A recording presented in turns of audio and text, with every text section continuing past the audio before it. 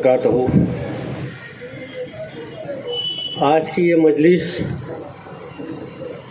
दिल से खून के आंसू रोने वाला दिल, इस मजलिस में आज पहली बार किसी स्टेज पे खड़े होके हाथ और पैर कपा रहे हैं कि वाकई कोई अपना दिल को नहीं लग रहा कि जुदा हो गया, लेकिन हकीकी तौर पे आज कोई हमारा हमसे जुदा हो गया।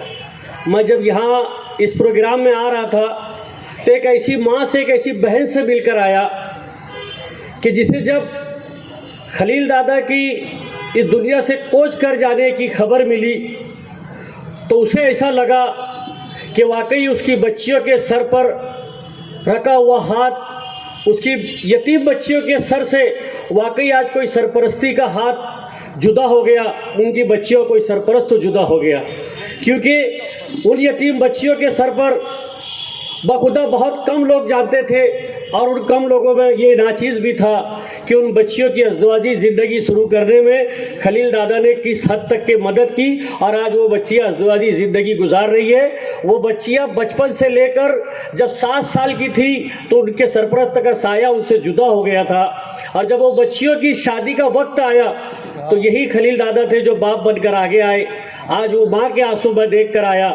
मेरी दुआ है कि अल्लाह उस माँ के आंसुओं के सदक़े में खलील दादा की मग़फ़िरत करे और उनके अहले खाना को, हाजी सफ़ी साहब के अहले खाना को सब्र जमील अता फरमाए। मैं अंजुमन मुस्लिम शाह बिरादरी और अमित संघवी ग्रुप इस गम में बराबर के शरीक है। अल्लाह तबारक तआला से दुआ है कि अल्लाह खलील साहब को जन्नतुल फिरदौस में आला से आला मकाम अता फरमाए। और उनके आज हम यहाँ जो इकट्ठा हुए हैं, शेख खलील दादा की मौत खानवादे शेख सफ़ी ही नहीं, पूरे शहर के लिए एक दुख की बात थी। कल मुझे तकरीबन 4 बजे जब फ़ोन के ज़रिए मालूम पड़ा कि दादा का ऐसा वाक़या हो गया है तो यकीन मानना मेरे पाँव के नीचे से ज़मीन हिल गई, ऐसा महसूस हुआ। हालांकि मेरे खलील दादा से कोई बहुत ज़्यादा रब्त नहीं था, लेकिन मैंने जो अपनी सियासी ज़िंदगी में खलील दादा के ताल्लुक़ से जो कुछ सुनता था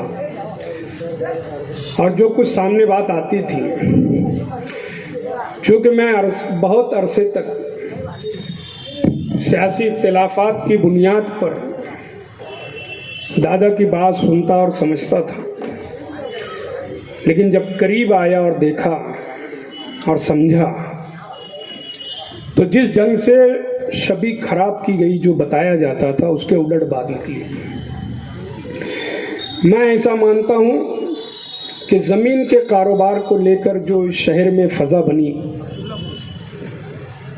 दादा के ताल्लुक़ से, हम लोग हैरान थे कि मालेगांव शहर के तमाम ही ज़मीन के जो ब्रोकर हजरात थे, वो चाहे किसी भी बिरादरी के हों, किसी भी पार्टी के हों, वो दादा के साथ लग गए।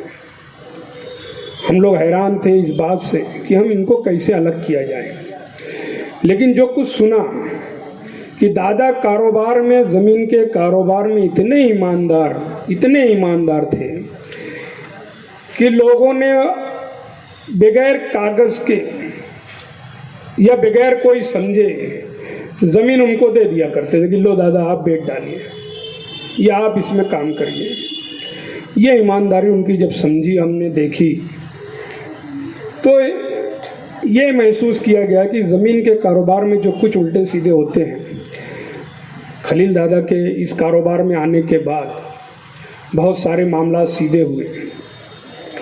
मैं ऐसा मानता हूँ कि इस शहर में शेख रशीद साहब के बाद गरीबों में जो मदद की गई है इस फैमिली से, वो सबसे ज़्यादा खलील दादा ने की।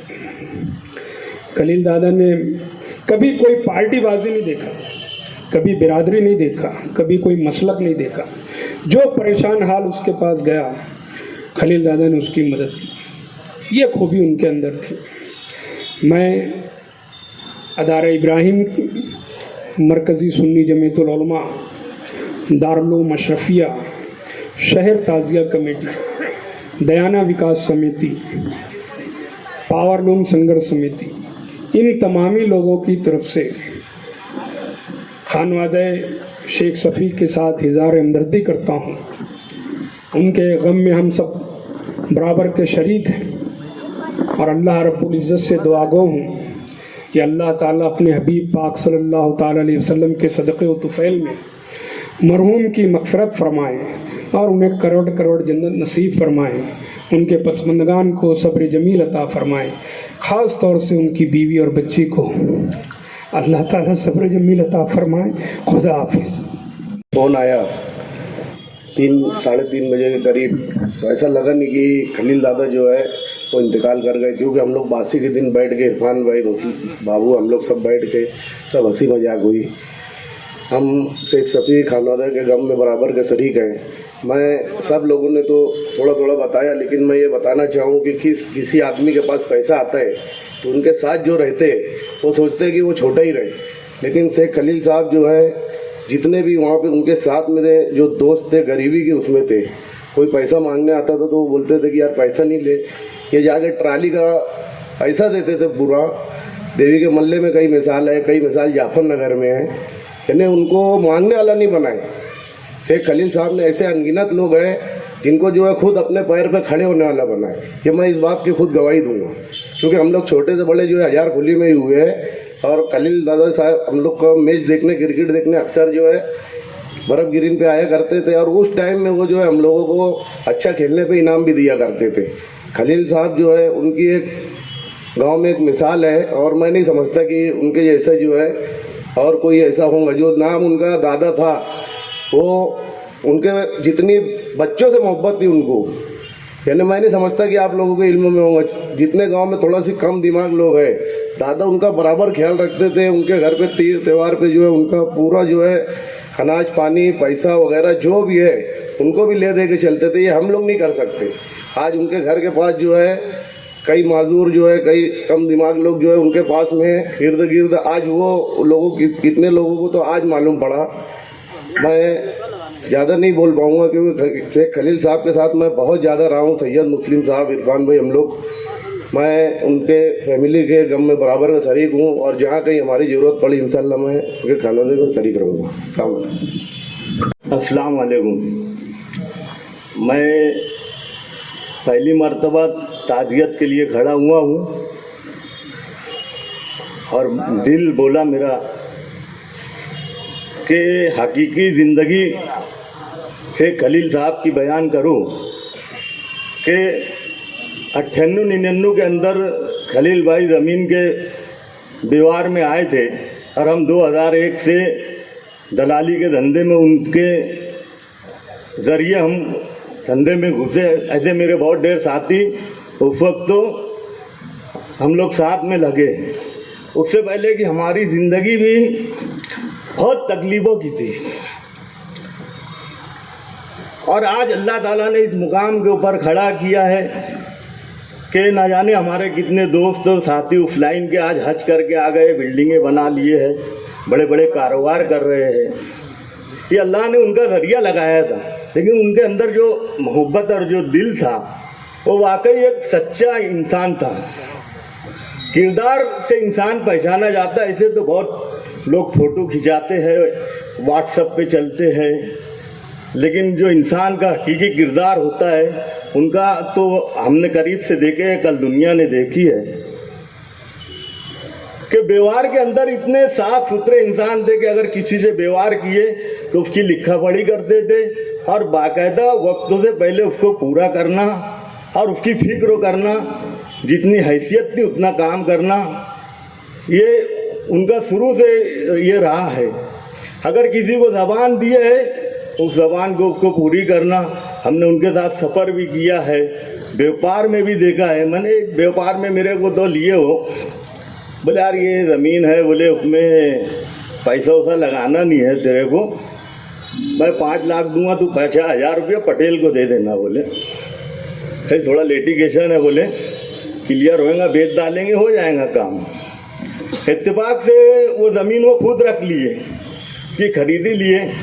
उस उतारे में मेरा भी नाम था, मेरे को बोले आ खरीदी दे दे, और घर पर आकर मुझे 5 लाख रुपया दिए, बोले 50,000 पटेल को दे दे। तो ये चीज़ वो इंसान के थी। कुछ दूसरा व्यापारी होते बोलते यार अरे मैं ही ले लिया ना, बोले तो अब।